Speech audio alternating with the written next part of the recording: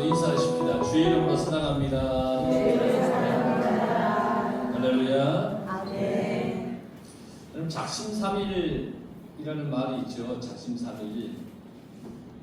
뭘 계획했지만 이게 3일을 못 넘어가는 게 작심삼일인데, 저는 그 말대로 아주 착실하게 살았던 사람 같아요.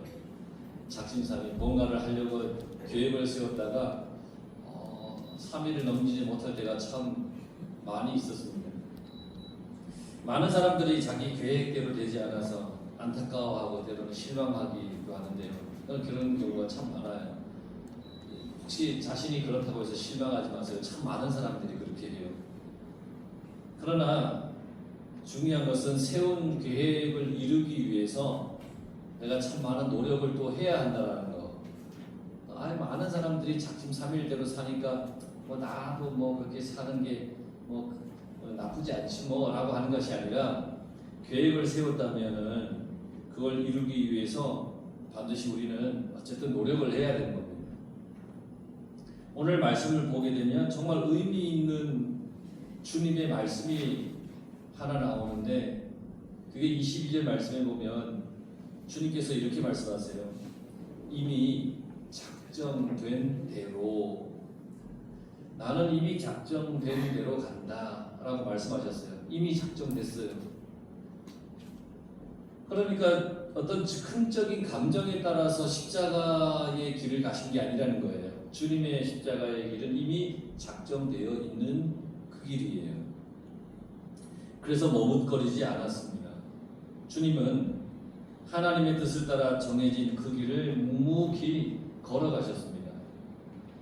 주님의 십자가의 길을 걸어가기 위해서, 그래서 오늘 제자들과 함께 마지막 만찬을 이렇게 베풀고 계시는데요. 그 만찬을 준비를 시켜야 되잖아요. 그런데 이 모든 것이 주님의 예언의 말씀대로 준비가 되고 있다는 것을 볼 수가 있습니다. 때는 6월절 양을 잡는 무교절입니다. 오늘 말씀을 보면 때는 언제라 그랬어요? 6월절 양을 잡을 무교절이 이른지라.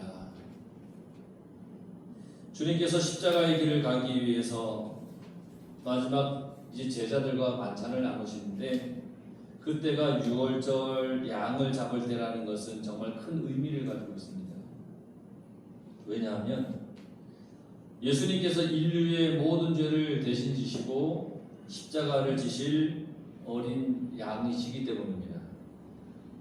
우리가 치러야 할 그 피의 대가를 주님께서 어린 양이 되어 주셔서 우리를 대신해서 갚아주셨기 때문에 6월절 어린 양을 잡는 무교절날 이 만찬을 하신 것이 큰 의미가 있다라고 하는 것입니다. 그러니까 주님의 피 흘림이 있었기 때문에 우리가 죄에서 벗어나서 다시 살아날 수 있게 되었다는 것입니다. 이스라엘이 애굽에서 나오기 전날 어린 양의 피를 문선주에 이렇게 발랐어요. 그런 집은 죽음의 재앙에 피해갔죠. 그 어린 양이 바로 예수님이십니다. 우리가 죄의 수렁에 있을 때에, 죽음의 길에 있을 때 주님께서 십자가의 피를 우리에게 발라주신 겁니다. 그러니까 주님의 십자가의 피가 발려져 있는 사람, 주님의 십자가를 믿는 사람, 주님께서 나를 위해 십자가에서 어린 양이 되어서 피 흘려주신 것을 믿는 사람은 죄에서 벗어난 사람이라는 것입니다. 더 이상 죄와 죽음의 공포가 우리를 힘들게 하고 괴롭게 하지 못한다는 것입니다. 삶은 힘들 수 있어요. 삶은 뜻대로 안 될 수 있어요. 그러나 나는, 주님을 믿는 나는 죄의 죽음의 문포에서 벗어난 사람이라는 것입니다. 그래서 어린 양으로서 십자가에 죽으실 준비를 하는 그 주님께서 그 마지막 만찬을, 어린 양을 잡는 6월절에 행한 것, 그게 참 의미가 있다는 것입니다. 그래서 예수님께서 베드로와 요한에게, 야, 너희들 가서 이제 6월절 만찬을 할 준비를 좀 해라, 그렇게 말씀을 하세요. 그런데 이들은 어디서 그걸 준비해야 할지 몰라요. 당황스러운 거예요. 예수님과 12제자니까 13명이 가서 유월절 만찬을 해야 할 장소를 준비해야 되는 것인데, 지금 때는 유월절이라고 그랬잖아요. 그러니까 모든 유대인들이 다 예루살렘에 모여요. 그러니까 빈 방을 찾기가 쉽지가 않아요. 방이 가득가득 찼잖아요. 여러분 BTS라고 들어보셨죠?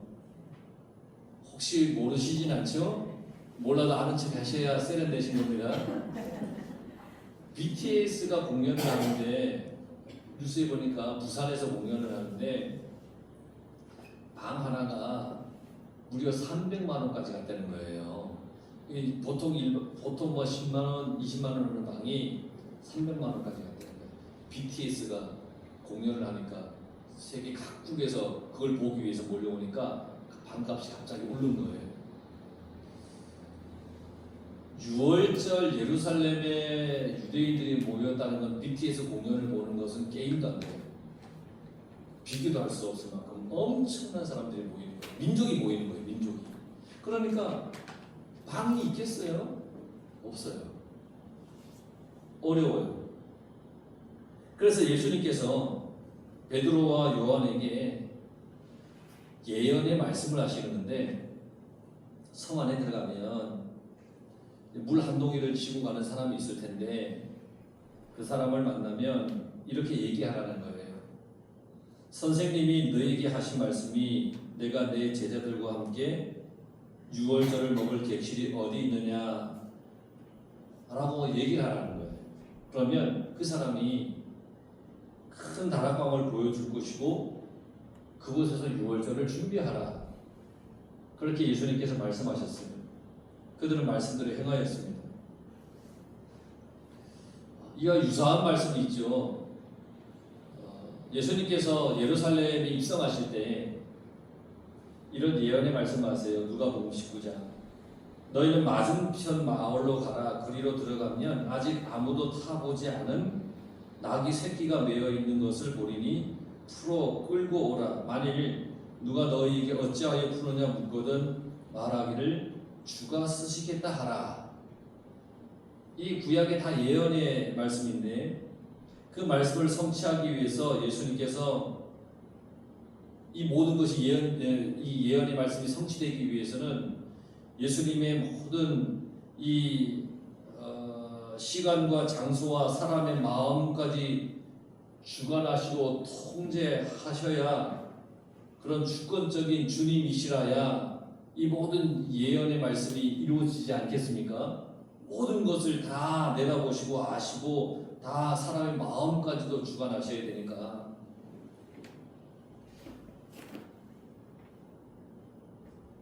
그런데 우리 주님은 그러한 주님이십니다. 모든 것을 다 통찰해 보시고 모든 것을 다 아시고 모든 것이 다 이루어질 것을 내다보시는 예언의 주님이시라는 겁니다. 이런 주님을 경험하고 만나기 위해서는 말씀대로 행하며 살아야 됩니다.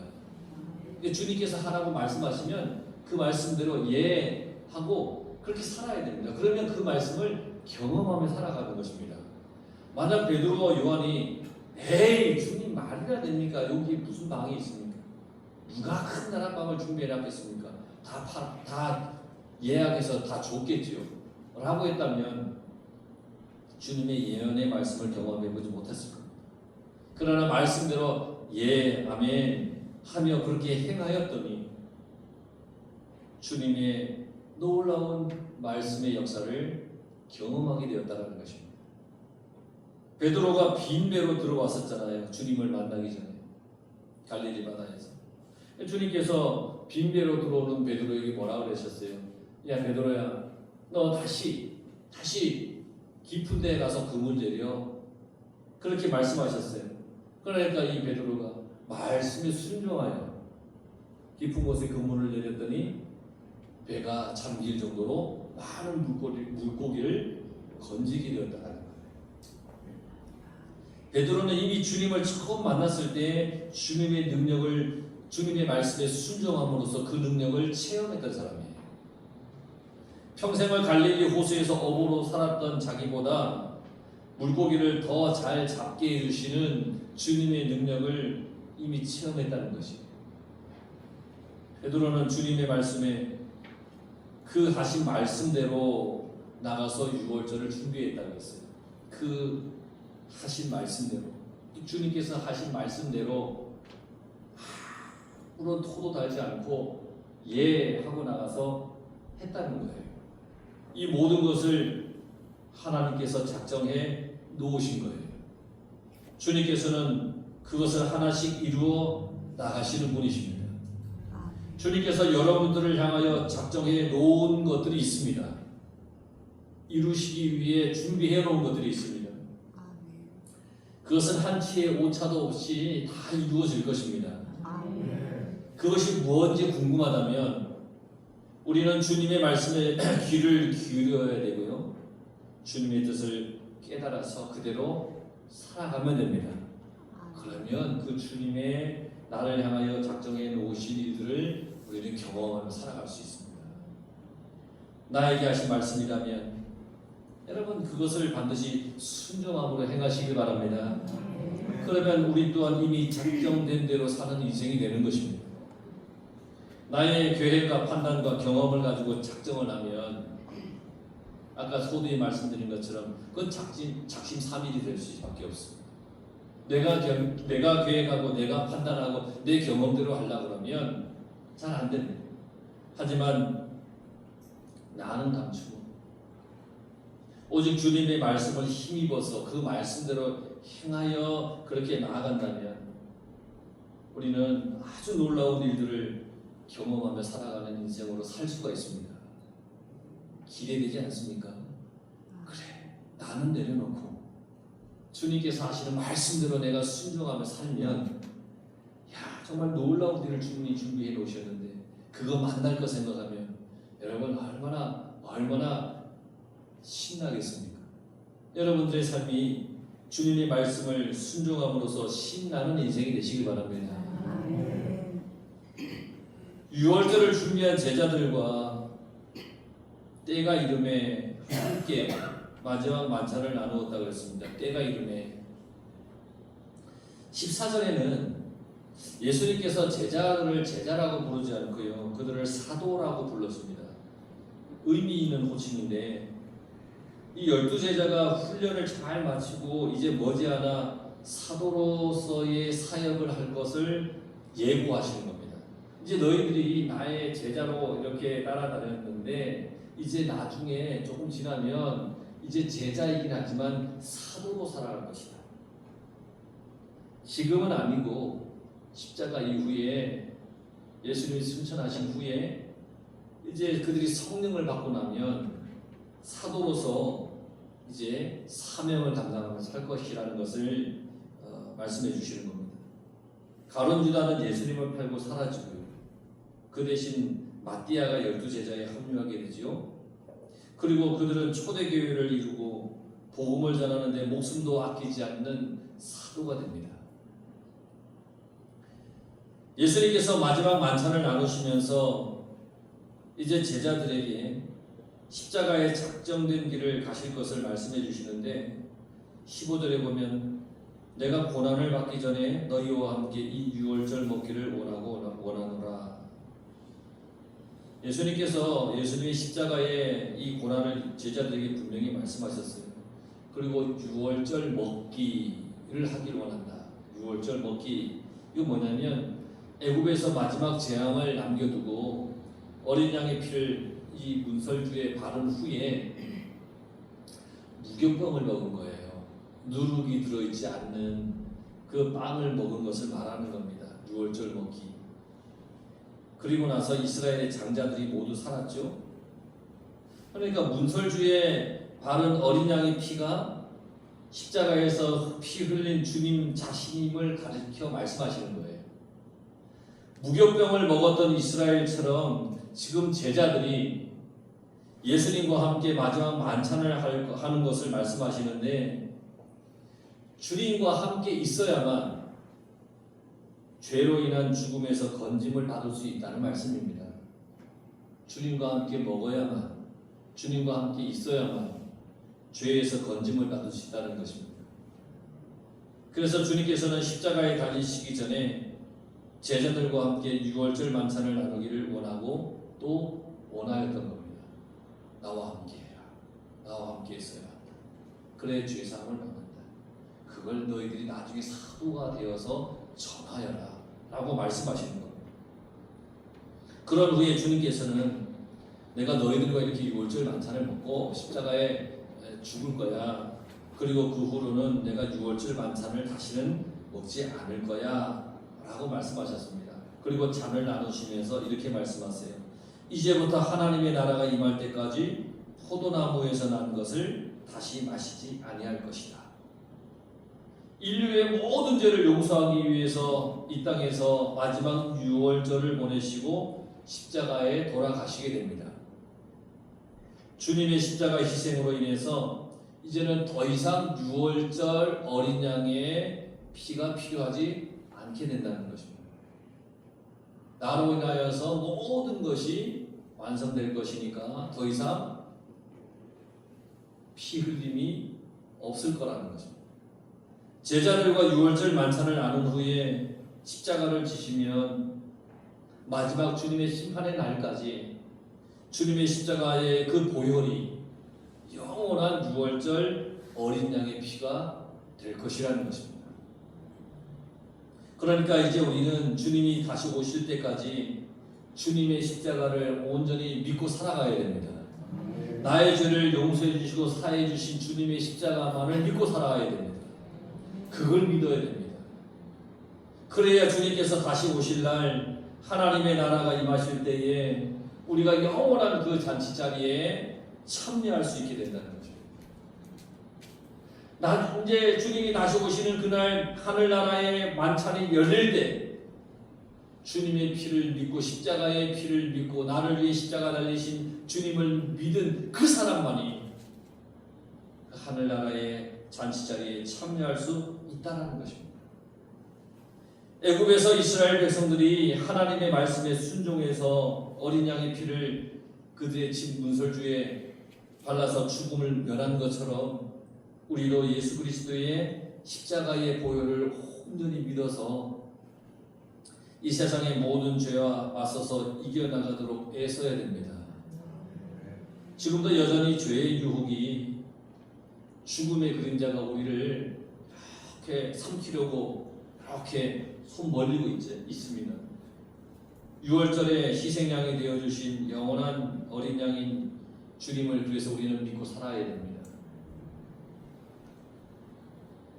이제 예수님께서 떡과 잔을 드시면서 제자들에게 예수님의 희생에 대해서 다시 한번 가르쳐 주시는데요.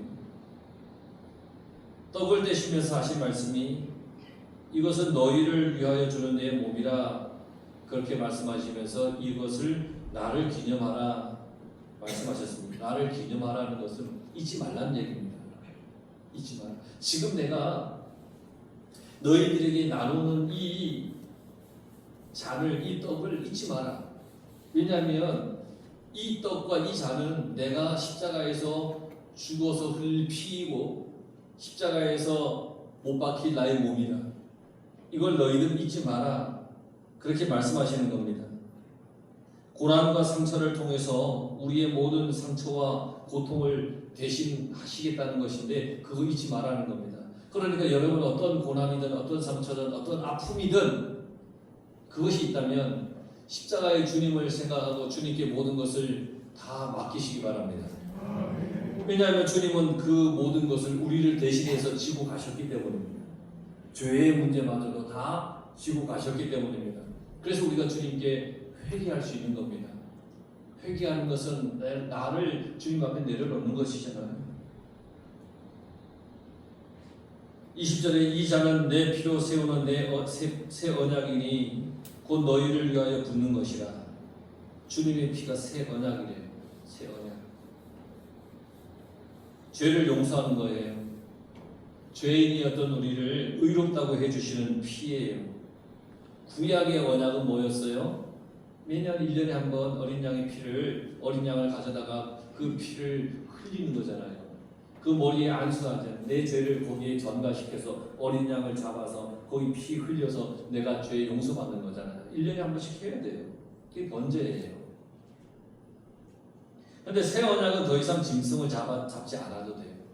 예수님께서 단번에 피 흘리심으로써, 십자가의 피 흘리심으로써 우리의 영원한 희생 제물이 되어 주셨기 때문입니다.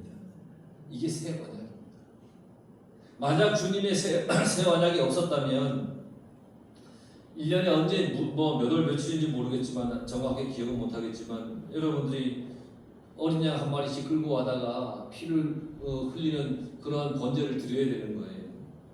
그러나 주님께서 우리의 영원한 희생제물이 되어 주셨으니까 그 은혜가 얼마나 큽니까?